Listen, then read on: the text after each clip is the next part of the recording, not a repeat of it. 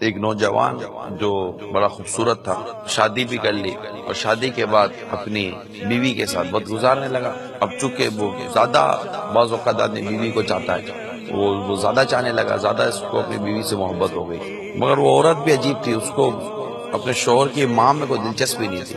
اب تھی وہ ساس بوڑھی، اتنی بوڑھی تھی کہ جو بھی اس کو دیکھتا اس پر ترس کھاتا، یعنی باہر کا بھی ترس کھاتا لیکن بہو کو اس پر ترس نہیں آتا تھا۔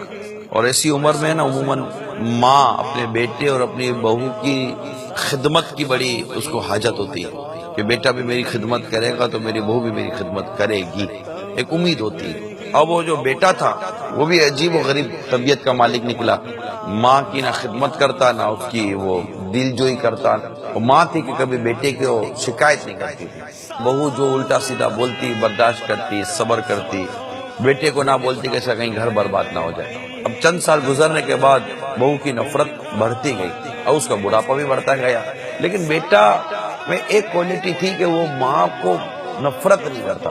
ایک دن دیکھا کہ بیوی افسردہ بیٹھی ہے، پوچھا کیا بات ہے جو اس کی طرح خوش نہیں ہو؟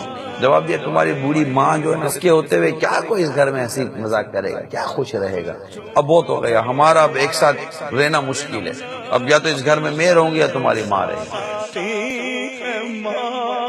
اب یہ بھی بے بس ہو گیا، اندھیرے میں ماں کو کندھے پر اٹھا کر ایک جنگل میں لے جا کر اسے پھینک دی۔ اب جنگل بیابان جہاں خونخوار جانور، اندھیرا تھا جنگل میں۔ تھوڑی دیر کے بعد یہ اجنبی بن کر ماں کے پاس آیا تو وہ زاروں قطار رو رہی، آواز بدل کر پوچھنے لگا اے بوڑھیا کیوں رو رہی ہے؟ کہنے لگی میرا بیٹا ابھی مجھے یہاں پھینک کر چلا گیا ہے، مجھے خوف ہے کہ کہیں اس کو کوئی شیر چیر پھاڑ کر نہ کھا جائے۔ اس نے کہا تم اپنے اس بیٹے کے لیے رو رہی ہو جس نے تم سے یہ سلوک کیا، بدسلوکی کیا، تمہیں اٹھا کے جنگل میں جانوروں کے سپرد کر دیا، تم اس کے لیے بددعا کیوں نہیں کرتی؟ اب جملہ سنو اور پہچانیے ماں کسے کہنے لگی میری محبت اس کے لیے بددعا کرنے سے انکار کرتی ہے۔